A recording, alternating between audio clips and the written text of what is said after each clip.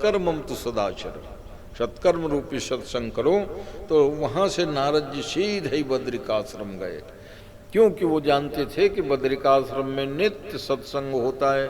सनक, सनंदन, सनातन और सनत कुमार, ये चारों भाई हैं, ब्रह्मा के मन से पैदा हुए थे सृष्टि के आदि आदि में। वो छोटे मोटे महात्मा नहीं है, हाँ, सारे विकार जिनको छू नहीं गया, नित्य 5 वर्ष की अवस्था बना के रखे हैं अपने योग शक्ति से, और भगवान की कथा ही गाते हैं, भगवान कथा गाते हैं, नित्य सत्संग। ये नहीं देखते थे कि 1000 आदमी रहेंगे तब हम प्रवचन करेंगे, कि 500 आएंगे तब। चारे भाई रहें हैं, तो 2 भाई कहे लग जाए तो 2 सुने, फिर दोनों भाई कहे, एक भाई सुनो अब सुने। तो देख रहे हो सत्संग, नित्य माने सत्संग। कहाँ बद्रिकाश्रम में हो, नारद जी वहीं पहुंच गए, नारायण नारायण, अरे आओ आओ भाई, क्योंकि ब्रह्मा के वही भी पुत्र हैं, ब्रह्मा गोद से नारद जी हुए थे। तो नारद जी के तो बड़े भाई लगे ना, सनकादि कुमार, प्रणाम किए, कहे देवर्षि कैसे कृपा किए? कृपा क्या है? वृंदावन में एक तरुणी युवती के रूप में भक्ति पड़ी है, उनके बगल में ज्ञान वैराग्य नाम के बेटे हैं। उनके प्रार्थना पर मैंने जगाने के लिए वेद वेदांत गीता बार बार पाठ किया, कोई लाभ नहीं, बिल्कुल अर्ध चेतनम है।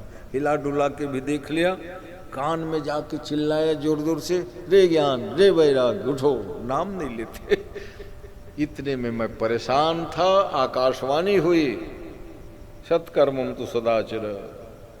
मैंने सोचा अब कौन से सत्कर्म बकाया हो गया, इसलिए मैं आया हूँ। चारों महात्मा बड़े प्रसन्न हुए, अच्छा किए भाई, बहुत दिन हो गया था मिले नहीं थे।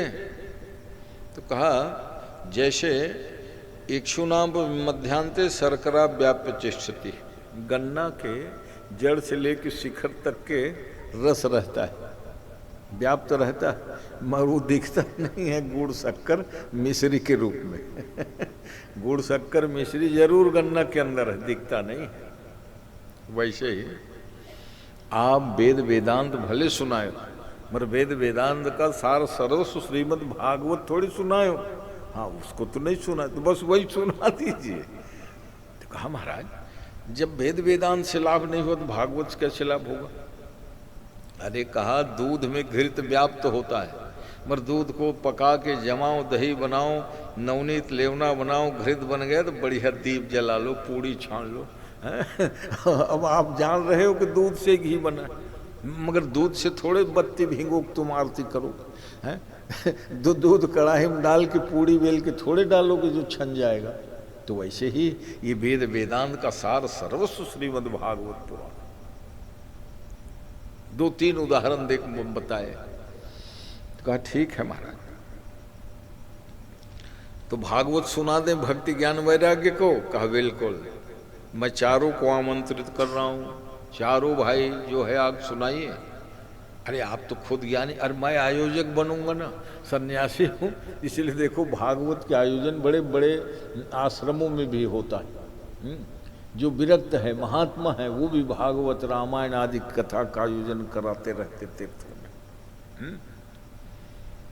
तो नारद जी आयोजक बन गए, चारों भाई को लिवा के ले गए, शंख भेरी मृदंग बजने लगा, 4 आसन लगाए, भक्ति ज्ञान वैराग्य 3 और स्वयं अपने लिए। और जब कथा हुई, शंख भेरी मृदंग बजा है, तो वो आवाज गई, देखो हरिद्वार में वो कथा हुई और वृंदावन में ज्ञान वैराग्य कहने लगे, आंख खुली, कहा माँ ये शंख घंटी बज रही है। हाँ तो इसीलिए देखो नित्य शंख बजाए, नित्य घंटी बजाए आपके घर में, सकारात्मक ऊर्जा जो है उत्पन्न होता है घंटी के नाद से। इसलिए बड़े बड़े मंदिर में क्यों घंटा मन भर हुआ, मन के बन है। अभी अयोध्या में रामलला जी आए तो उसके अनुरूप घंटा बनाया गया, और वो कारीगर स्पेशल माने ढंग से घंटा बनाया। कई अब छत्तीसगढ़ में सबसे बड़े घंटा जो है दूधाधारी मठ में था, 2 किलोमीटर से अपना ठन ठन रावण भाटा है तो तक के आवाज़ सुना, और वो व्यवस्था थी कि जितना बजेगा उतने बार घंटा, जैसे 8 बजे रात 9 बजे शुरू होता था तो 10 बजे तो 10, 12 बजे 12, तो माने आसपास के लोगों को माने मालूम पड़ जाए कि इतना बजा है, ये माने व्यवस्था थी, चौकीदार तो घंटा। अब तो हजारों घंटा घंटियां हैं, भला बताओ, तो उसके ध्वनि राव से तो अमंगल दूर होता है, ये तो है, तब ये हालत है। हाँ, शंख घड़ी घंटा खूब बजने लगा, जगह जगह प्रवचन सत्संग का प्रभाव तो हुआ है जनमानस में भी, है ना, सब लोग घंटे शंख अपने घर में रखे और पूजा करने लगे, अच्छी बात है, करो, हैं, शंख भी बजाओ घंटा बजाओ, मगर अब शास्त्र कहता है कि माताओं को शंख नहीं बजाना, और कई जन त्रिपुण लगाए शंख फूंका थे। अब एक जन शास्त्री जी कही कि नहीं भाई शंख मत बजाओ, तो फिर वो लड़ाई हो है कि नहीं, हैं, और नहीं बोलते हैं तो धर्म जाता है, अधर्म हो रहा है। तो ऐसा है जैसे शालिग्राम शिला को इसके घर है तुलसी दल में रख दे, दूरपाल स्पर्श का माने मना है माताओं को, यही सनातन धर्म है। और सनातन धर्म के इन विशिष्टताओं को जान करके ही, है ना, तो तुलसी में जल डाल के परिक्रमा कर ले, वही फल मिल जाता है जो शालिग्राम भगवान के, है ना। अब लोग कहते हैं कि जब भगवान शंकर के लिंग स्वरूप है, वैसे ही नारायण भगवान विष्णु के वो स्वरूप है, शंकर जी की पूजा सब माताएं कर सकते हैं, तो शालिग्राम को ऐसा है। भगवान शालिग्राम पत्थर बने हैं एक वृंदा के साप के कारण, और वृंदा एक महिला ही है छल छल कर टारे ता सुब्रत, इसलिए कहा कि नहीं नहीं तुम लोग मेरा स्पर्श नहीं करो, पूजन करना है तुलसी में जल डालो और तुलसी की परिक्रमा कर लो, मेरी पूजा हो जाएगी। तो ऐसे में जब कथा हुई सनक सनंदन आदि,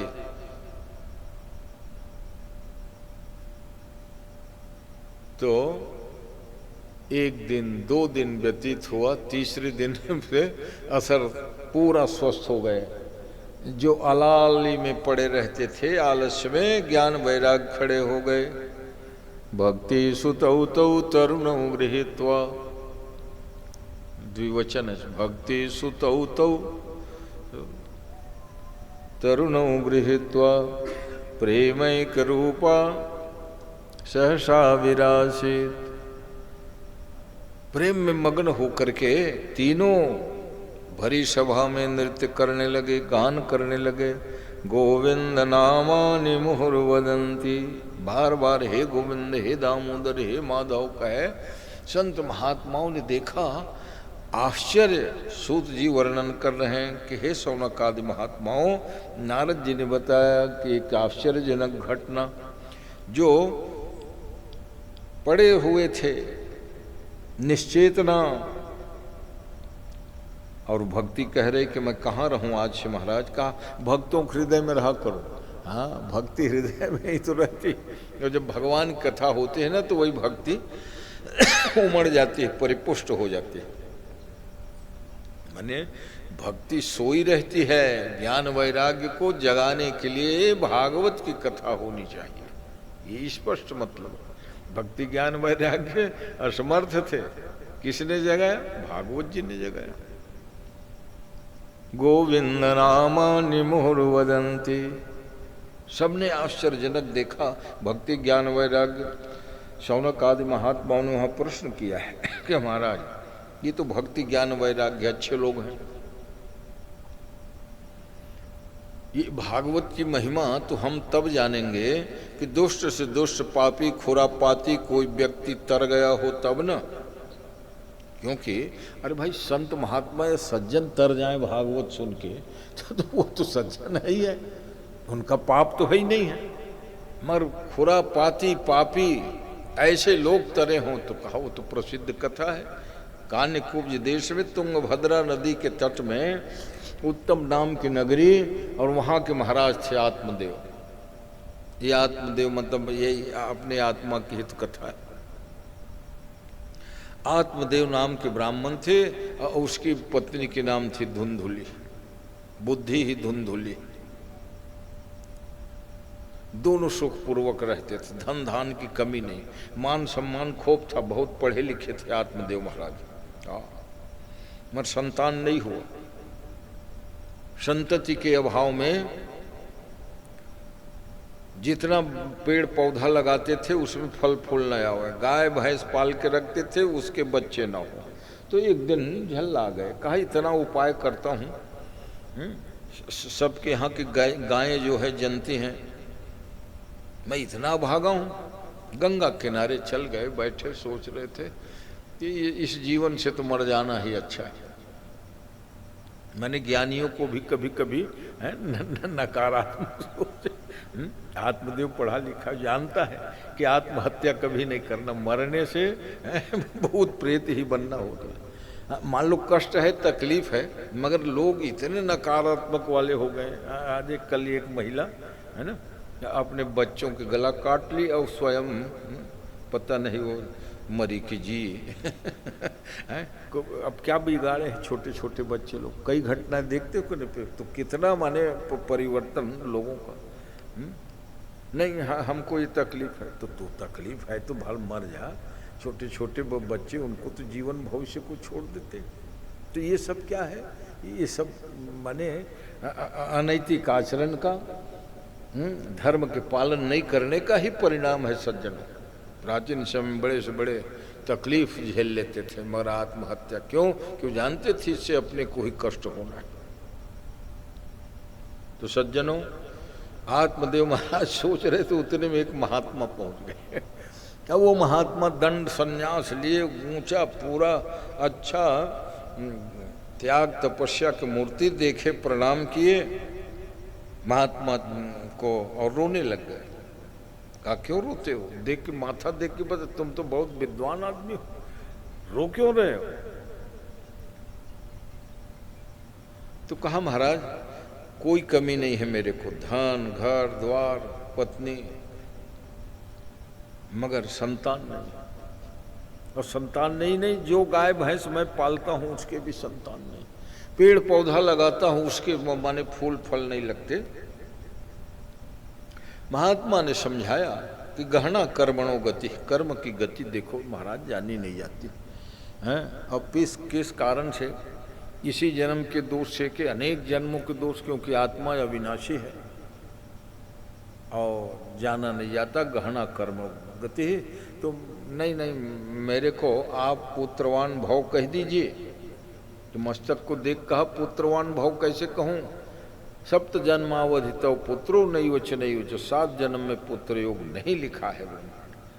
ब्रह्मा लिखा या ना लिखा है, आप पहुँचे हुए सिद्ध सन्यासी हो, और सिद्ध सन्यासी असंभव को संभव बना सकता है। और फिर आप सन्यासी भरे नहीं, योगी हो। और नहीं तो मैं प्राण त्यागूंगा आप एक चरणों में। अब मैं गंगा जी में कूदने वाला था, आपके चरणों में ही गिर के मैं प्राण त्याग दूंगा। महात्मा घबरा गए। मत प्राणवान मत त्याग रे बच्चा, बड़ा लिखा विद्वान। एक ठो फल को उठाया है और कहा जा अपनी धर्म पत्नी को दे देना, एक संतान होगा। हाँ, मगर याद रखना भाई, इसके नियम वम पालन करना पड़ेगा, क्योंकि औषधि के बाद में पथ्य का सेवन ही तो जरूरी होता है। तो तुम नियम जान लो, भूमि में शयन करना, नख केस को नहीं कटाना, झूठ नहीं बोलना, गौ माता की खूब सेवा करना, जरूर तुम्हारा वंश चलेगा। आशीर्वाद दे के भेजे। बड़े प्रसन्न मन से आके कहा, ये धुंधुली तुम ये फल भक्षण कर लो, भगवान तुमको संतति प्रदान करेंगे, मगर बुद्धि में तो है, खुरापात धुंधुली है। इसीलिए फल खाने से कोई पुत्रवती हो जाएगी। इतने पढ़े लिखे विद्वान अंधविश्वास, जैसे लोग कहते हैं ना कोई चीज को अंधविश्वास, जबकि विश्वास अंधा नहीं होता है ना, शब्द है अंधविश्वास। उसकी बहन भी आ गई, पतिदेव से झूठ बोल गई, हाँ हाँ मैं फल खा ली हूँ, गर्भवती हूँ, और आप ही तो कहे हो झूठ झपट नहीं, ज़्यादा निकलना उलना ठीक, घरे में रहूँगी। छोटी बहन जब आई तो फल को कहा, देखो तेरे जीजा जी फल ला के दिए हैं, खाने को बोलते हैं, तो खा लो बहन। नहीं नहीं, एक काम कर, तेरे 5-6 बच्चे हो गए हैं, 7वां बच्चा मेरे को दे देना, 7 महीना में गर्भ नष्ट हो गया, कहना मैं लिवा के ले आऊँगी, उसके बदले में तुमको जितना धन पैसा कहो मैं दे दूँगी। अब वो बेचारी सोचती थी गरीबी तो है मेरे पास, हर महीना आती हूँ, बहन बहुत धनवान है, मरना आपके 2-4 काठा चावल देती है। कहा ठीक है। एक दिन रोने बैठ गई अपने ससुराल में, बच्चा जो है असमय में नष्ट हो गया, 7 ही महीना में। अब सास ससुर पतिदेव ने सोचा ठीक है, अब इसको तो सधे बधे सब काम था, लेवाल भेज दिए, जाओ लेके ले आओ, मेरी बहन गरीब है, इलाज पानी नहीं होगा, मर जाएगी, क्योंकि असमय में बच्चा का जन्म हुआ है। लेके ले आए, और जैसे ही 2 महीना के बाद बालक का जन्म हुआ तो सिखा दी थी, बालक का जन्म तो तेरे होंगे, नाम मैं घोषित करूँ। महाराज तो बड़े भोले थे, विद्वान थे, दिन रात भक्तों से घिरा हुआ अपने बैठक में सत्संग चर्चा चल रही थी। दासी ने जाग कहा, महाराज जी पुत्र रत्न हुआ, पुत्र रत्न हुआ। प्रसन्न हो गए। गौभू हिरण्यवासान से फिर क्या पूछना है, गौदान, हिरण्यदान, वस्त्रदान, क्या बधाई बजने दो। बहुत जन्मोत्सव मनाया। अब ये बहन क्या किए थे, ये फल को चलो हम खा के नहीं गाय को खिला देते हैं, हमारे यहाँ गैया भी तो बंधे है, पता चल जाएगा। जो गैया को फल खिलाए थे, 3 महीना के बाद एक बालक का वो भी जन्म दी। अब वो बालक बड़ा सुंदर गौर वर्ण के, कान जो है गोकर्ण, गोकर्ण का शाब्दिक अर्थ तो यही होता है गाय के समान, जिनके कान बड़े बड़े हों। कान बड़े हो मतलब भगवान की कथा सुनने के लिए जो अपने कान को बड़ा बना ले है। अरे भाई हर बार कहता हूँ, ये कान सुतई भर नहीं समाता, मगर जिनके श्रवण समुद्र समाना। अपने कान को समुद्र के समान बना लो, अथाह अगाध, जितने कथा हो सब समाते जाए। भर ही निरंतर, निरंतर शब्द है इसलिए नित्य सुनो। हो ही न पूरे राम करहु तिनके गृह रूरे। हे राम, जो निरंतर आपकी कथा सुनते हैं उनके हृदय में अपना निवास बना लेना मेरे राम। ये वाल्मीकि जी के वचन। जिनके श्रवण समुद्र समाना, कथा तुम्हारी सुभग सरिनाना। भर ही निरंतर, निरंतर सुनते रहते संत महात्मा। अयोध्या में जाओ, वृंदावन में जाओ, संत महात्मा सुन रहे, कह रहे हो ही न पूरे, मर पूर्ण होता नहीं। गोकर्ण मतलब गो मानी इंद्रियां। एक अर्थ होता है गो का उपनिषद। उपनिषद के ज्ञान को भी जो ग्रहण करने के लिए तैयार हो उसको कहते हैं गोकर्ण। गोकर्ण नामकरण हो गया। एक का नाम रखे धुंधुकारी क्योंकि वो धुंधुकारी बड़ा खुरापाती निकला बड़े होने पर। जुआ खेलना, मद्य पीना, माता पिता की बात नहीं मानना। इसलिए माता पिता को पहले ख्याल करना चाहिए कि हमारे बच्चे में कोई गड़बड़ी तो नहीं आ रही है। अभिभावक का मतलब है सत निगरानी करो। बच्चे अकेले में ही तो नहीं, माँ बाप के साथ में बैठने में संकोच तो नहीं। हाँ, बच्चे अपने माता पिता के पास बैठें, अच्छी बात सुने, ये नहीं कि मोबाइल धरे काले कोने में अपना बतियाते रहे। हाँ, माता पिता के पास बच्चे को आओ बैठाओ ज्ञान की बात करो। तो बड़ा सुंदर ये धुंधकारी खुरापाती निकल गया। गोकर्ण गया, गुरुकुल में पढ़ के विशाल बुद्धि वाला विद्वान। इसलिए सूत जी कह रहे हैं गोकर्णम तो महाज्ञानी धुंधुकारी महाखल। खल नहीं महाखला। अब खल के मतलब उस दिन मैं कह रहा था ख अवला 2 अक्षर है। तो ख माने खाना, अल्लाह माने लड़ना। बोला खल के थे। और दूसर खली काला के थे, जैसे तीली अरसिल जब पेड़ दे था तेल निकल गए तो का बच्चे खली। तो खल जो होते हैं बहुरी बंद खल गण सती भाए हैं, और जे बिनु काज दाही नहीं बाए। उस दिन कह रहा था सिन्हा जी, जे बिनु काज दाही नहीं बाए। खल मन के कोई काम ही नहीं रहे। काला लड़ाई काखर चुगली किसके चुगली करें, किसका निंदा करें, किसको लड़ा दें, किसको भिड़ा दें, उखर नामे खल है। मर्दान ने संत महात्माओं को उन खलों की भी वंदना की है। जबकि खल अपने स्वभाव से बाज नहीं आता। तो धुंधकारी महाखला है, खल नहीं महाखला। चोरी करना, जुआ खेलना, शराब पीना है। पिताजी कहे कि मेरी 60 उम्र हो रही है और आए दिन पुत्र के जो है शिकायत मिलती है, तो इससे अच्छा था तो बिन संतान के था। बंध्यत्वम तो समीचीनम कुपुत्रो दुखदायक। अरे बंध्यत्व होने से तो एक ही बात की दुख रहेगी ना, उसके उपाय कर लेता। 8 प्रकार के संतान होते हैं, और जो 8 प्रकार के नहीं तो किसी लोगों ने भगवान को ही अपना संतान मान लिया। एक कलिकाल के भी घटना आप जानते हो। कलिकाल की घटना, अनेक लोगों ने संतान के रूप में भगवान को पाया। इसलिए सोच में पड़ गए ब्राह्मण देवता, कहाँ जाऊं, क्या करूं।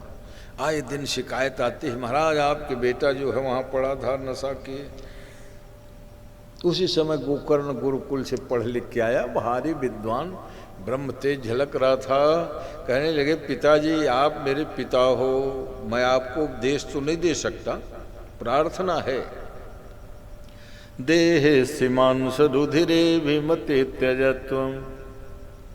भागवत में भी कई ठन गीता है ना, भिक्षु गीता, गोपी गीता, ये गोकर्ण गीता महात्म्य में गोकर्ण के जो उद्घोष है वो गीता बन गए।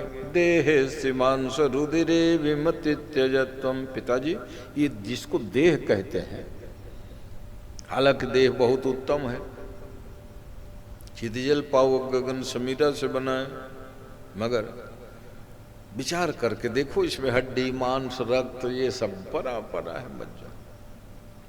जाया सुतादिशु सदा ममता विमुंच। जाया श्रुत आदि की ममता जो है अब उसको छोड़ के संसार कोई क्षण भंगुर मान लो पिताजी, क्योंकि जितने नेह नाते हैं है ना, आज हैं और कभी नहीं रहेंगे। इसलिए भगवान ही नित्य हैं, शाश्वत हैं, उनका भजन करिए पिताजी। वही गोकर्ण गीता के देह सीमांस रुधिरे विमति त्यजत्वं ध्याया श्रुतादिषु सदा ममतां विमुंच पश्यन्निशं जगदिदं। ये क्षण भंगुर संसार है, इसलिए वैराग्य का आश्रय लो। ठीक कहते हो बेटा, अगर वैराग्य होता तो ये दिन देखने को क्यों पड़ता। ये धुंधकारी हैं, जुआरी शराबी संतान, रोज उलाहना सुनना पड़ता है मेरे को। तो निर्णय कर लिया अब जा रहा हूँ जंगल, और जंगल जा रहा हूँ तो नियम भी बनाए, अन्न नहीं खाऊंगा, अन्न का ही परित्याग। ना मालूम कितने कितने त्यागी तपस्वी कोई अन्न त्यागता है। कोई दूध दही त्यागता है। मरवा हरे वाताम उपरना सना, हवा पी के जीने वालों को भी ये माया और विकार ने नहीं छोड़ा है। विश्वामित्र प्रभृतया, विश्वामित्रादि प्रभृति महात्मा 60,000 साल तप किए थे। इसीलिए कहते हैं भगवान के खूब भजन करने वालों को भी माया ने रगड़ दिया है। इसलिए भगवान के बस चरण को पकड़ ही लो, भगवान के ही चरण पकड़े रहो, तब माया से बच पाओगे। भाई ऐसा है। अब घर द्वार छोड़ के कहाँ जाओगे? संसार में नहीं रहो, घर द्वार माल में नहीं रहोगे तो कहाँ रहोगे? रहिए घर द्वार में, बढ़िया बढ़िया रहिए, मगर घर द्वार को नहीं पकड़ के भगवान के चरण को पकड़े रहिए, कल्याण हो जाएगा। सरल उपाय। अब कोई कहे कि नहीं तय त्यागी बन जा, तपस्वी बन जा, कहाँ जावे तय छोड़ के? कावर भगवान के माया घरों द्वार में है, जंगलों में, पेड़ पौधा में, जंगल में भी जाके बैठ गए तो आखिर देखे ना माया। तो इसलिए भगवान के चरण को जम के पकड़ लीजिए और जहाँ भी रहते हैं खूब भजन करिए। कंदमूल फल खा कर रहने लगे, रोज भागवत के पाठ करें आत्मदेव महाराज। और जब शरीर छूटे दिन नहीं तो बिना कोई कष्ट तकलीफ, न जर न बुखार न रोग न राई, भगवान के भागवत पढ़त पढ़त है शरीर छूट गया, विमान आया चढ़ के वैकुंठ को प्राप्त हो गए। इधर धुंधुली जो ब्राह्मणी थी, दूधी झन लई कह के महाराज संग नहीं गीस, चल दे रही थी। और गोकर्ण तो बड़ा त्यागी था, शादी बर बिहाव ही नहीं किया वो। गोकर्ण ब्रह्मचर्य पूर्वक ही रहे और ऐसा त्यागी, भिक्षा मांगते थे, भिक्षाम दे। अब कथा रोज सुना में, कोई गांव में जाए तो श्री राम जय जय राम 2-4 जन आ जाए हैं, भगवान की कथा से हैं जोड़ने काम करना। मैंने घर द्वार में नहीं रहे गोकर्ण, बस एक ठन कमंडल मृक्षाला वही ओखर और 2 ठना चला, बहुत त्याग। और ये धुंधकारी जुआ शराब सब कुछ किया। और जब धन संपत्ति फूंक दिए तो अपनी माँ धुंधुली कहने लगा, माँ पिताजी जब जंगल गए ना तो असली में सोना चांदी के गट्ठा तुमको दे के गए।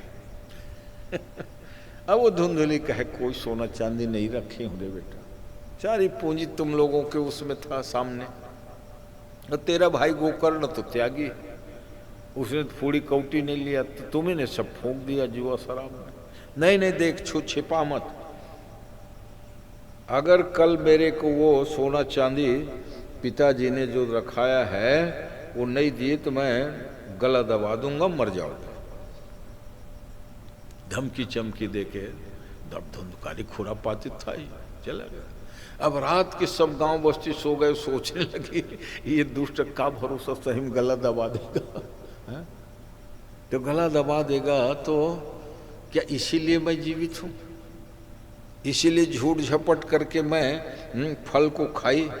अगर फल को खाई होती तो गोकर्ण जैसे बेटा मेरे कोख से होता है।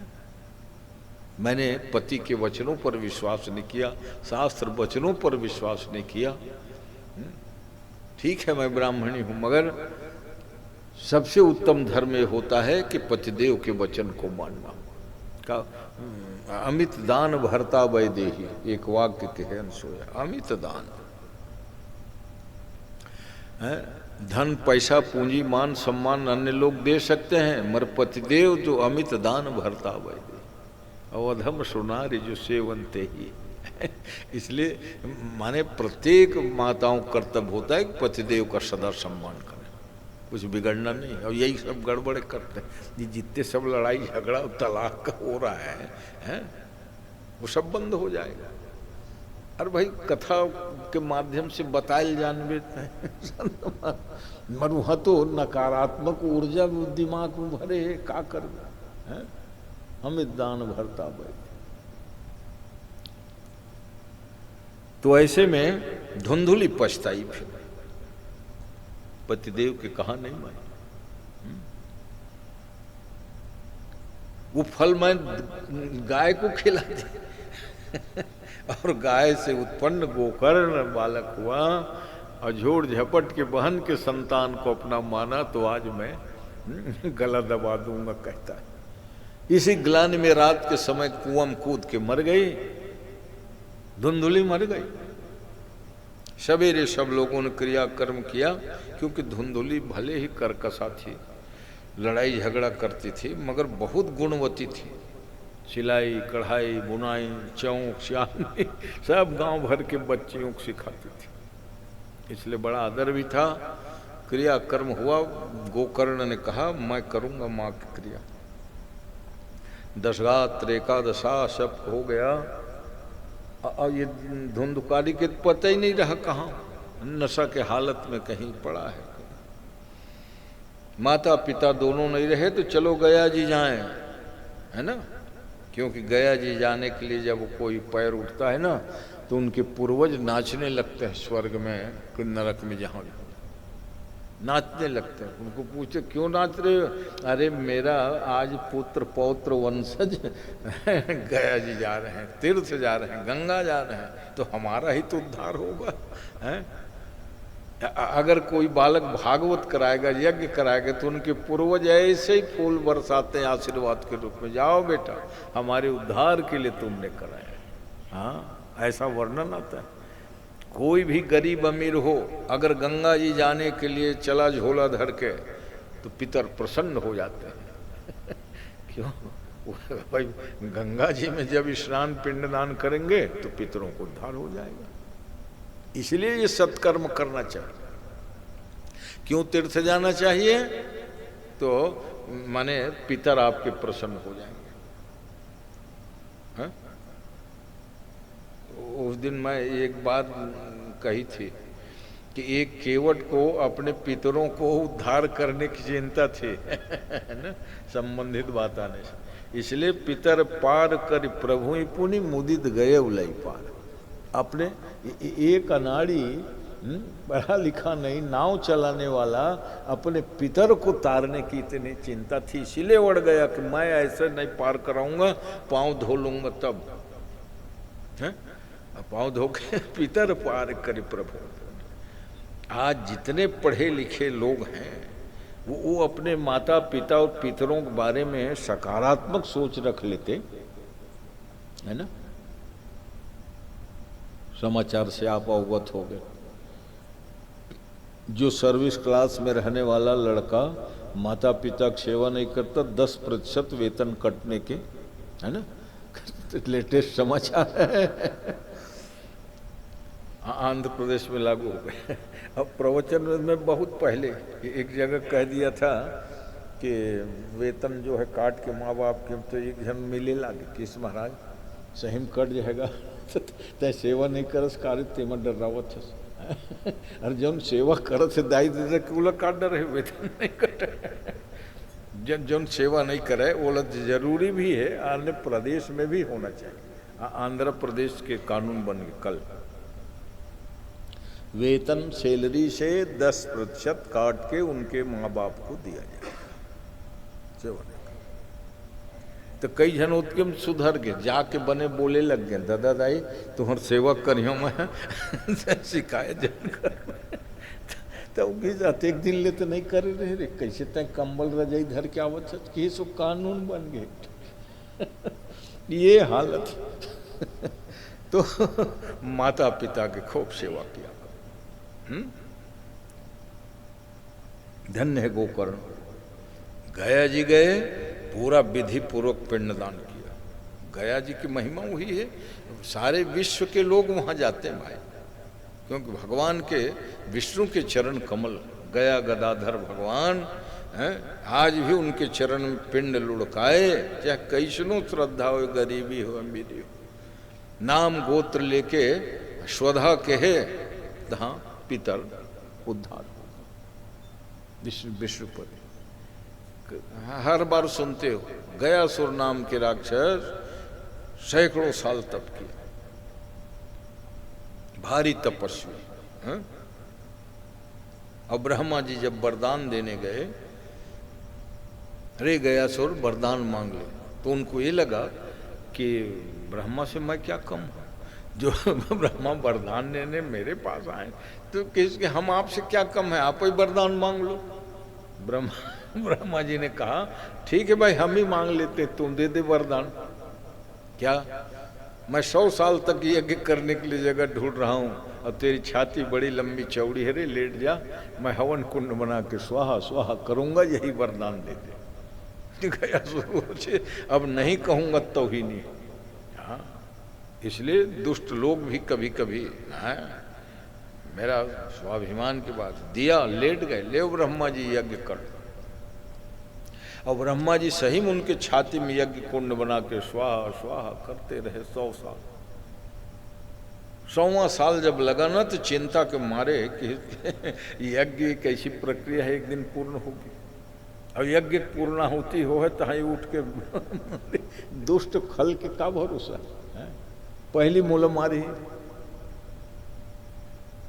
तो डर के मारे ब्रह्मा जी ने जैसे पूर्णाहुति डाली,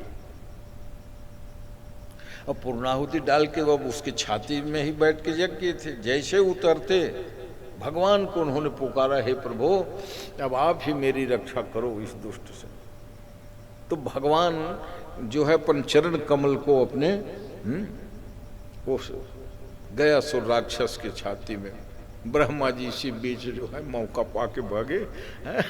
जब आँख खुली, क्या वजन लग रहा है मेरी छाती में, तो भगवान विष्णु शंख चक्र गदा पद्म लिए मंदहास करते हुए पूछ रहे हैं, रे गयासुर तू बड़ा दानी है, ब्रह्मा को वरदान दिया था, यही सुन के मैं भी आया हूँ रे। गयासुर ने कहा, आप विष्णु भगवान नारायण, मैं आपको दे सकता हूँ वरदान, मगर अब ठगाऊंगा नहीं, पहले मैं मांगूंगा। भगवान ने कहा पहले मैं मांगूंगा। नहीं नहीं, अच्छा तो चल मांग ले। गयासुर ने कहा, आपका ये मंगलमय चरण कमल मेरे छाती में जो खड़ा है वो सदा मेरे वक्ष में आपका चरण विराजित हो, यही वरदान दीजिए। भगवान ने कहा, रे गयासुर मेरा चरण तेरे छाती में तो रहेगा, मगर तो उठ के चलेगा फिरेगा तो कैसे मैं खड़ा हो पाऊंगा रे, गिर नहीं जाऊंगा।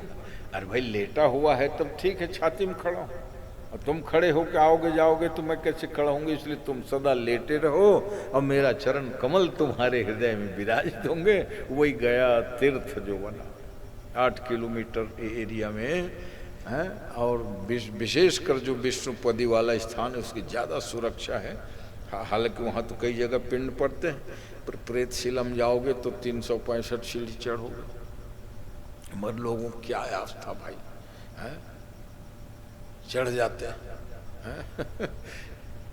2-4 कदम नहीं चले सके वो मल्ल देखे है।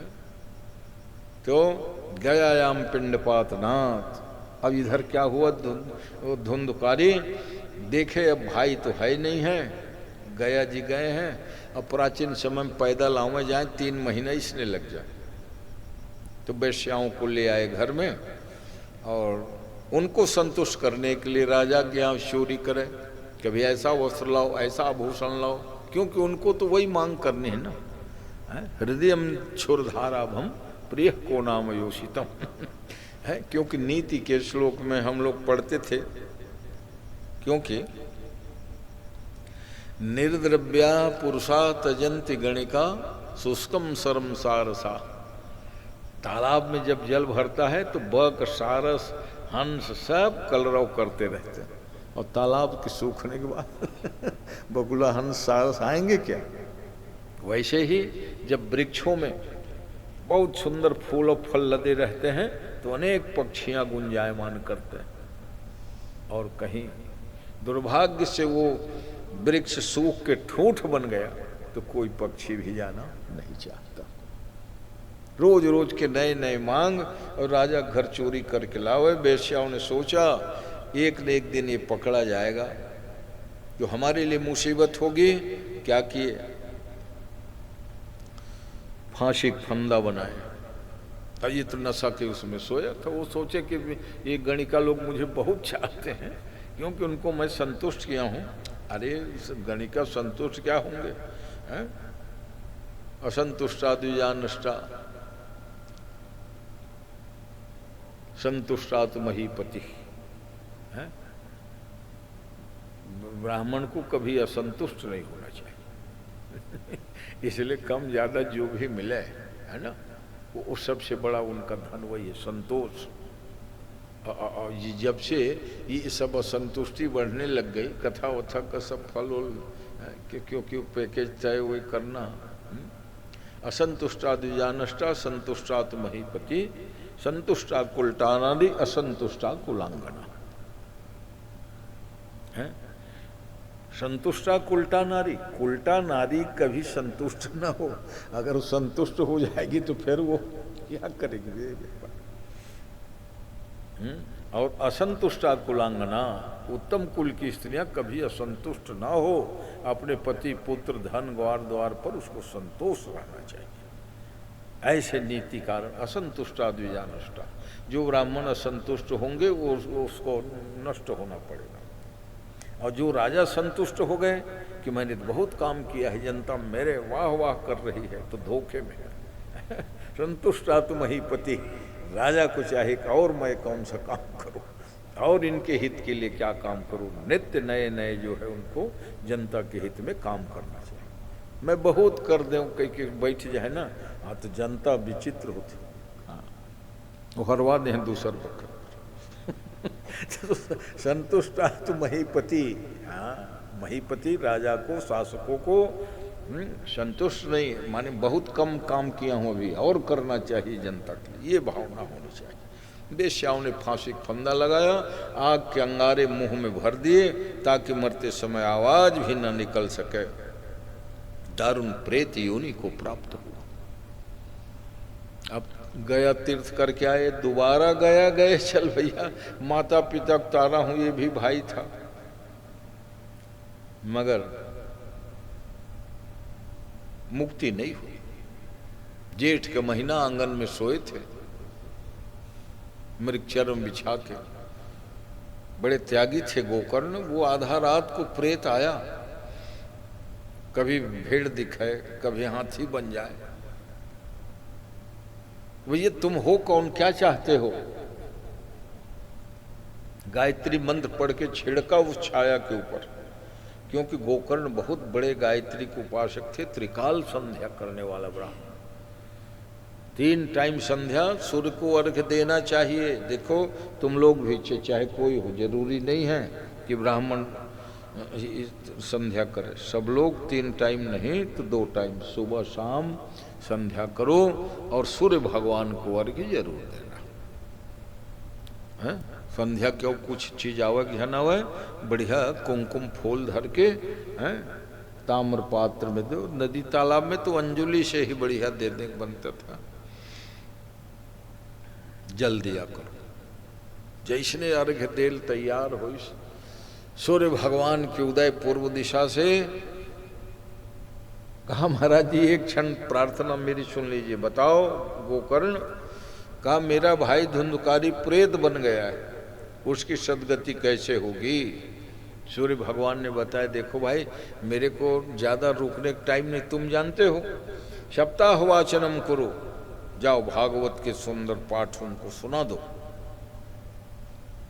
सूर्य भगवान तो चले गए अपने मार्ग में। गोकर्ण आके गांव वालों की मीटिंग बुलाए, कहा भैया मेरे को भागवत जी करनी है। ठीक है भागवत जी करने हैं तो पंडाल वंडाल बनाने काम आप लोग करोगे गांव वालों? तो हाँ बिल्कुल महाराज, क्योंकि हमको सुनना है। तो धुंधकारी के लिए 7 गांठ वाले बांस में उसको आवाहन किया, क्योंकि प्रेत माने हवा के रूप में है, एक जगह तो रह सकता नहीं। हमारा आपका तो शरीर है, इसलिए बैठता है उठता है सुनता है, तो हवा के रूप में वो बांस के गांठ में बांध दी, यही रहना। गांव भर में बड़ा उत्साह था, भगवान कथा सुनने को मिल गई। भाई चलो आयोजक कोई भी हो है, कथा सुनने को मिलता है, इसलिए सब लोग प्रसन्न रहते हैं भागवत आदि की कथा से। पहले दिन सुबह से शाम बढ़िया मध्यम स्वर से स्पष्ट उच्चारण करते करते पाठ किया। 3:30 प्रहर बीतते ही एक गांठ फूटी। सब लोग सुनते थे, फट से बजे वो बांस की गांठ। दूसरे दिन दूसरा गांठ। ऐसा करते करते 7वें दिन 7वां गांठ फूटते ही अब वो धुंधकारी कहाँ है, न प्रेत है न दिव्य स्वरूप, पार्षद जैसे पीताम्बर किरीट कुंडल पहिरे मकुट आदि प्रकट हुआ। उस बांस से आया, प्रणाम किया भागवत को, गोकर्ण को, और कहा धन्या भागवती वार्ता। भैया गोकर्ण, ये भागवती वार्ता कथा धन्य है। प्रेत पीड़ा विनाशिनी। कितना कष्ट में मैं था, न खाने का ठिकाना न रहने का ठिकाना, भटकी हुई आत्मा कहलाता था, भूख प्यास से व्याकुल। महाराज विमान आके खड़ा है, सुंदर पार्षद का शरीर मिला, चतुर्भुजी रूप। विमान में चढ़ते ही दुंदुभियां बजी, धुंधकारी ऐसे प्रेत को भी मुक्ति मिली। बोलिए भक्तवत्सल भगवान की जय। ग्रामवासियों ने कहा महाराज एक संदेह है, कथा हम सब लोग सुने मगर धुंधकारी भरे को मुक्ति हुई। कहा इसलिए धुंधकारी तो दिन रात कहीं आता जाता था नहीं, एक जगह बस वहीं बैठ के सुनता, आरती हो के प्रसाद लेके सब चले जाएं तो गुनता था कि मैं क्या आज सुना हूँ। बृहदारण्यक उपनिषद के वाक्य आत्मा वारे द्रष्टव्य श्रोतव्यो मंतव्यो निधिध्यासितव्य। श्रवण करो, मनन करो, निधिध्यासन करो। उसने किया तो ग्रामवासियों का आग्रह पर दोबारा कथा सुना इस सावन के महीना में, और बताए कि भैया नियम हम लोग बताए नहीं तो पहले बताइस नियम। क्या नियम बताया कि ब्रह्मचर्य मध सुक्तम पत्रावल्याम च भोजनम। कथावर्ती को मन वचन कर्म से ब्रह्मचर्य का पालन करना चाहिए, वक्ता श्रोता दोनों के लिए। क्षौर आदि कर्म ना करें 9 दिन। तो कई जन ऐसे हैं कि जो नित्य वहाँ क्षौर कर्म कराते। अरे महाराज वहाँ लिखे क्षौर वो जजमानों के लिए है, हम में लागू नहीं होता ऐसा नहीं, दोनों नियम दोनों के लिए। हमारे दादाजी मन कथा कहे तो वो साबुन वगैरह का प्रयोग नहीं करते 9 दिन। काबर मिट्टी में हाथ मत आवे, मिट्टी में तो खैर अब उतना तो हो सकता नहीं है, मगर क्षौर आदि कर्म ना कराए।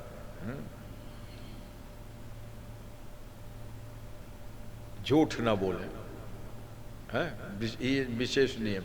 खवाई पिए के तो ऐसे है, जब का तुम्हारा भूख से है कि मन है सूख जाओ, उसमें कोई मना ही नहीं है। घृत पानम लिखे, घी पीक रही हो, पयः पानम दूध पीक रही हो, फल खा के सुनो। अतकुम नहीं सहन हो तो अपन रोटी लेके सुनो, मगर कम मात्रा में भोजन करना चाहिए, हल्का फुल्का, ये मतलब। कुछ लोग नमक के जगह में सेंधा नमक आदि का प्रयोग करते हैं, दाल चावल भी ले लेते हैं, मगर लघु आहार लेना चाहिए, फल फ्रूट आदि। अब आजकल क्या है, क्या हो जी, उपवास।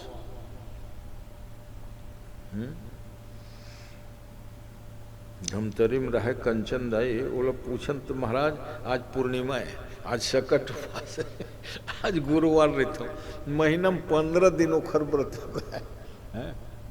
दुब्बर पातर रहे मगर अतेक उखर जांगर रहे संत महात्मा कोनो आए, महाराज जी फल ले लो, दूध ले लो, भोजन मैं बना देती हूँ। ये देखे बोले हमन कहा ये 15 दिन उपवास रहते ये सोचती वो पड़ जाती, एक दिन नहीं खाए तो है, बीत गए है ना। भरा पूरा परिवार, उनके 3-3 बेटे, 4-4 बेटियां तो जब देखो तो व्रत उपवास। तो व्रत का मतलब सही में देखो, फलाहार के नाम पर आजकल तो क्या पूछना, साबूदाना खाएंगे बताए ना। जैसे छठतीला एकादशी में तिल तो अन्य समय में अन्न है, मगर ये छठतीले आजे वाले भर में लागू है, तिल के लड्डू खा जाए, हर एकादशी में नहीं खाना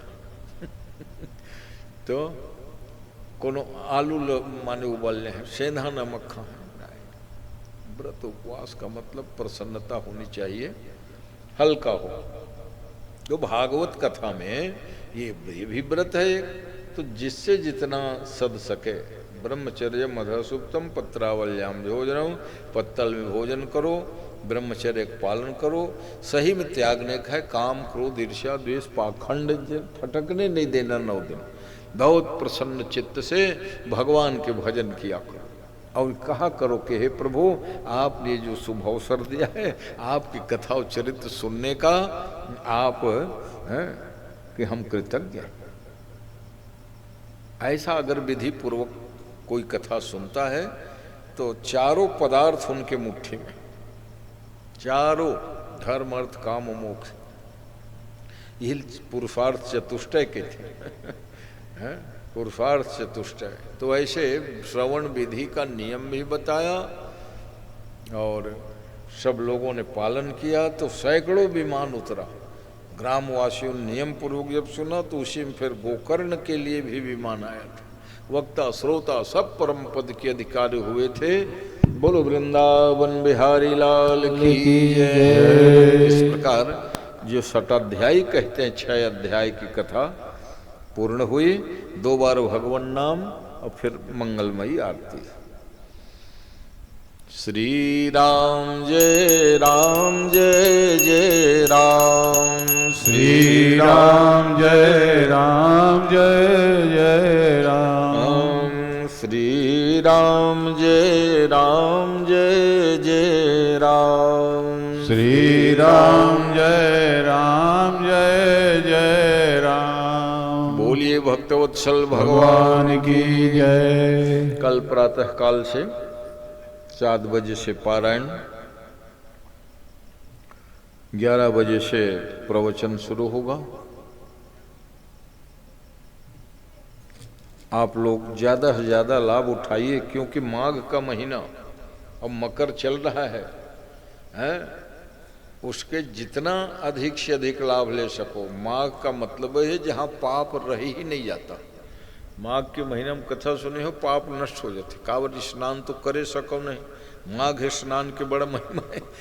महीना दिन गंगा में नहाए और कुछ न करे, और मकर भर तीली के लड्डू हैं। तो कही ये बात तो अच्छा है, रोज मकर में तिल के लड्डू बड़ा महिमा है। अभी सुनत रहे हो, तिल के लड्डू ले लिए। चलिए आइए आरती गाइए।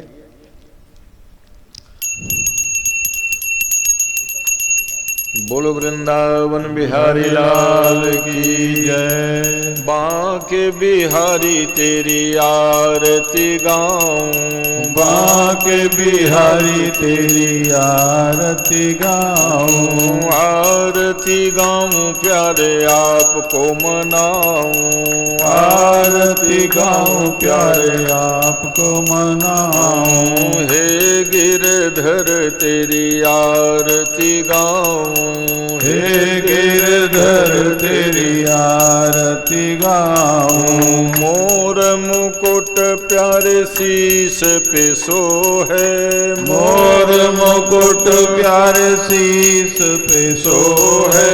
प्यारी वंशी मेरो मन मोहे, प्यारी बंसी मेरो मन मोहे।